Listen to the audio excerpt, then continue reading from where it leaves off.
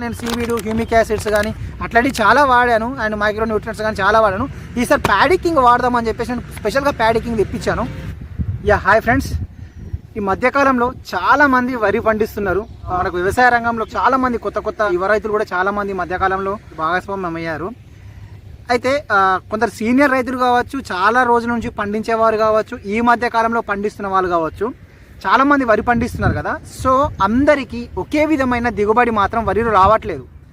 కొందరికి 20 క్వింటాల దిగుబడి తీస్తే ఇంకొందరు 25 క్వింటాల దిగుబడి తీస్తున్నారు, ఇంకొందరు 30 క్వింటాలు, ఆ పైన 32, 35 క్వింటాల వరకు దిగుబడి తీస్తున్నారు. సో ఈ వ్యత్యాసం ఎందుకు ఉంటుంది? అందరూ రకరకాలుగా అందరూ మంచి యాజమాన్యం చేస్తున్నారు, మంచి మంచి మందులు కొడుతున్నారు, కాస్ట్లీ మందులు కొడుతున్నారు, పురుగుల మందులు అని, తెగుళ్ళ మందులు అని చెప్పి చాలా కాస్ట్లీ మందులు కొడుతున్నారు కదా. ఇన్ని రకాల మందులు కొడుతున్నారు, అయినా దిగుబడిలో మాత్రం స్థిరత్వం లేదు, అంటే ఏకరీతిలో దిగుబడి లేదు. సో ఇట్లా ఈ విధంగా ఎందుకు జరుగుతుంది, ఈ హిసాబ్ ఎక్కడ పోతుంది? సో తెలుసుకుందాం మనం ఈ వీడియోలో, క్లియర్గా క్లుప్తంగా తెలుసుకుందాం. సో ఖచ్చితంగా మన ఛానల్ని చూసిన వాళ్ళు సబ్స్క్రైబ్ చేసుకొని బెల్ ఐకాన్ యాక్టివేట్ చేసుకొని ఉండండి, విషయం పూర్తిగా తెలుసుకుందాం. సో అంతకన్నా ముందు గోవర్ధన్ రెడ్డి, మీరు చూస్తున్నారు వైజీఆర్ అగ్రికల్చర్ బ్లాగ్స్.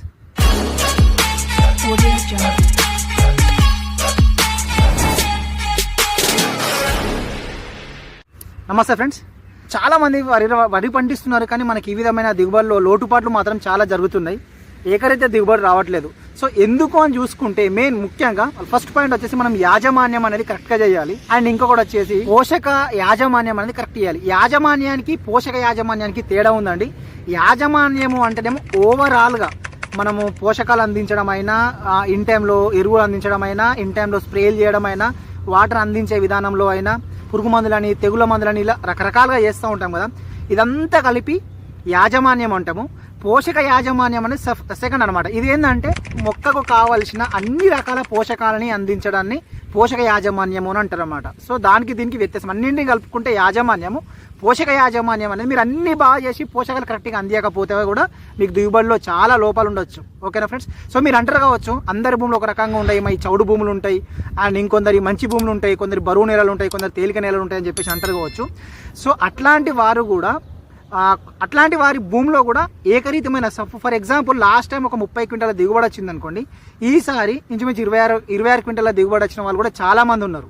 అంటే ఈ విధంగా భూములు ఉంటాయి, రకరకాల భూములు ఉంటాయి. భూమి pH వాల్యూ అనేది స్థిరత్వంగా ఉండాలి, అంటే మనకు దాని రేషియో అనేది స్థిరత్వంగా ఉంటే మనకు మంచి దిగుబడులు సాధించగలుగుతాం. సో pH వాల్యూ మంచిగా ఉన్న వాళ్ళు కూడా అంత దిగుబడులు సాధించలేకపోతున్నారు. చాలా అండి వరిలో చాలా మటుకు దిగుబడులు చాలా తగ్గిపోయాయి.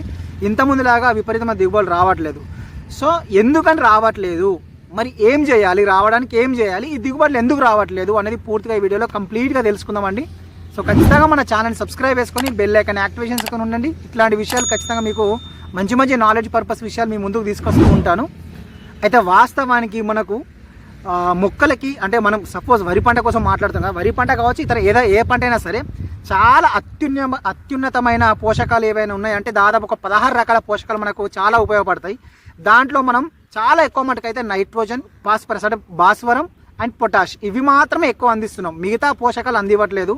సో ఈ పోషక యాజమాన్యం కరెక్ట్గా చేపట్టకపోవడం వల్ల కూడా మీకు చాలా దిగుబడులు తగ్గే ఛాన్సెస్ చాలా ఉన్నాయండి. ముఖ్యంగా దిగుబడులు ఎక్కడ తగ్గిపోతాయి అంటే మనకు పిల్క శాతం తగ్గడం ఒకటి, అండ్ ఇంకా మిగతా కొన్ని పంటలలో పూత రాలిపోవడం ఒకటి, అండ్ వరిలో కూడా పూత రాలిపోయినా లేదంటే గింజలు తాలుపోవడం ఒకటి, మనకు మంచి పంట పండినా కానీ గింజలు అధికంగా బరువు లేకపోవడం ఒకటి. వరి పంటలో మాత్రం ఇట్లాంటి సమస్యలు బయటపడుతూ ఉంటాయి. ఇంకా మిగతా పంటలు, కూరగాయల పంటలు కావచ్చు, మిగతా ఏ పంటలైనా పూత రాలిపోయే గుణం చాలా ఎక్కువ ఉంటుంది. పూత రాలిపోవడం ఒకటి, ఒకవేళ కాత కాసిన తర్వాత కూడా కాతకి పగులు రావడం అట్లాంటివి జరుగుతూ ఉంటాయి. సో అట్లాంటివన్నీ కూడా పోషక యాజమాన్యాలు.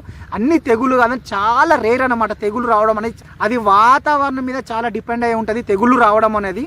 సో మనం చాలా మటుకు క్యూరేటివ్గా తెగులు రాకముందే స్ప్రేస్ చేసుకుంటే ఒకవేళ తెగులు రాకుండా ఉంటుంది అన్న ఉద్దేశంతో చాలా మటుకు స్ప్రేస్ చేసుకుంటూ ఉంటారు. మీ భూమిలో పర్ఫెక్ట్ పోషక యాజమాన్యాన్ని మీరు కనుక పాటించినట్లయితే, మొక్కని ఫిజికల్గా స్ట్రాంగ్గా ఉంచినట్టయితే, అండ్ హ్యూమిడిటీ పవర్ ఎక్కువ ఉండే విధంగా చేసినట్టయితే మీకు తెగులు దాదాపు పక్కనే ఒక 70-60% కంపల్సరీ కంట్రోల్ అయిపోతాయి. సో ఖచ్చితమైన పోషక యాజమాన్యం మీరు పాటించినట్టయితే 100% మంచి దిగుబడులతో పాటు గింజ నాణ్యత, గింజ షైనింగ్, ఈ తాలు లేని గింజలు, అధిక బరువు గల గింజలు, ఇలాంటి గింజలు ఖచ్చితంగా మనం తీసుకోవచ్చండి. ముఖ్యంగా ఏంటంటే మనం పోషకాలు చల్లే విధానంలో, పోషకాలు అందివ్వడంలో 4 రూపాయలు ఖర్చు పెట్టినా పర్వాలేదు, కానీ ఇక్కడ పోషకాలు పర్ఫెక్ట్గా ఇచ్చినట్టయితే, పోషకాలు పర్ఫెక్ట్గా అందించినట్టయితే ఇక్కడ మనము తెగుళ్ళ మందుకు సంబంధించిన ఖర్చు అనేది తగ్గించుకోవచ్చు. ఎందుకంటే పోషకాలు పర్ఫెక్ట్గా ఇచ్చినప్పుడు వేర్ల నుంచి సహజ సిద్ధంగా అది స్ట్రాంగ్గా ఉంటుంది అన్నమాట మొక్క. సో రోగాల బారిన పడడం అనేది చాలా కంట్రోల్ చేసుకుంటుంది, తనంతట తానే కంట్రోల్ చేసుకుంటుంది అది ఫిజికల్గా స్ట్రాంగ్గా ఉన్నప్పుడు. సో మనం పోషకాలు అందివ్వడంలో మనం ముందుండాలి, ఖచ్చితంగా అందివ్వాలండి. ఓకే ఫ్రెండ్స్, నేను కూడా చాలా రకాల మెయింటైన్ చేస్తూ ఉంటాను. నేను తెగుల మందుకైనా పురుగుల మందులకైనా చాలా తక్కువ అనవసరమైన ఖర్చులు అసలు పెట్టాను. అవసరమైన ఖర్చు అవసరము అని అనుకుంటే దానికి సంబంధించిన ఖర్చు పెడతాను, కానీ పోషకాలు మాత్రం 100% ఖచ్చితంగా అందిస్తూ ఉంటాను. ఇప్పటివరకు మీరు నా వీడియోలు చాలా వీడియోలు చూసి ఉంటారు. సీవీడ్స్ కానీ, హ్యూమిక్ యాసిడ్స్ కానీ, మైక్రో న్యూట్రియంట్స్ కానీ, సిఎంఎస్ కానీ ఇట్లాంటి పర్ఫెక్ట్ టైంలో ఇన్ టైంలో ఖచ్చితంగా వాడుతూ ఉంటాను.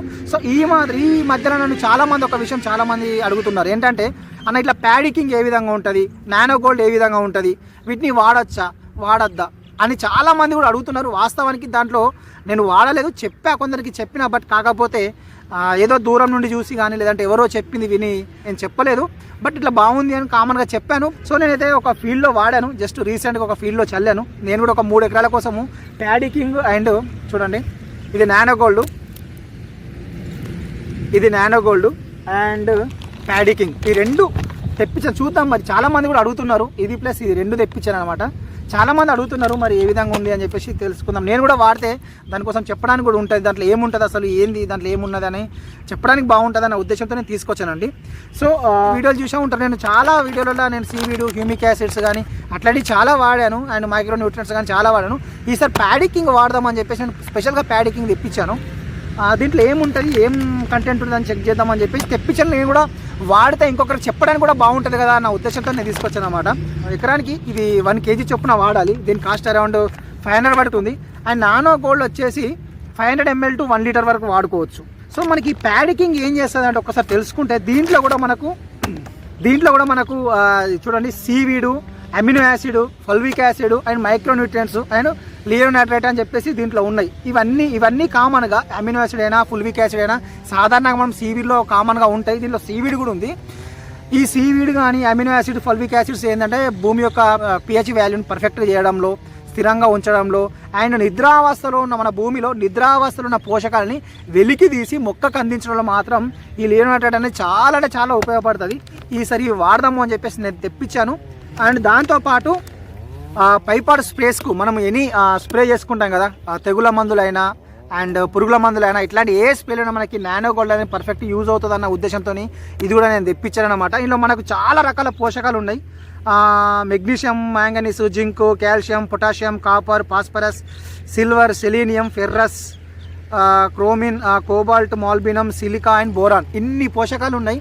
ఇవి మనకు దిగుబడి రావడంలో మాత్రం, గింజలు షైనింగ్ రావడానికి, గింజలు తాలు లేకుండా బరువుగా రావడానికి మాత్రం ఇవన్నీ పోషకాలు ఎక్సలెంట్గా ఉపయోగపడతాయి. మనం చాలా మటుకైతే వరిలో పిలకలు రావడం కోసమే రకరకాల పోషకాలు తీసుకొచ్చి సీవీడ్ అని, హ్యూమిక్స్ అని, లేదంటే మైక్రో న్యూట్రియంట్స్ అని రకరకాల పోషకాలు చల్లుతున్నాం కదా.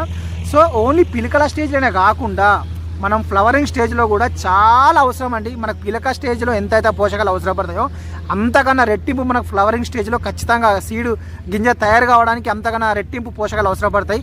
సో ఆ టైంలో మనము అవన్నీ చల్లుకోవడం, తీసుకోవడం టైమింగ్ ప్రాసెస్ కాబట్టి అట్లా చల్లుకునే బదులు ఈ నానో గోల్డ్ అనేది ఆ టైంలో కంపల్సరీ వాడుకోవచ్చు. 100% రికమెండెడ్ అనేది.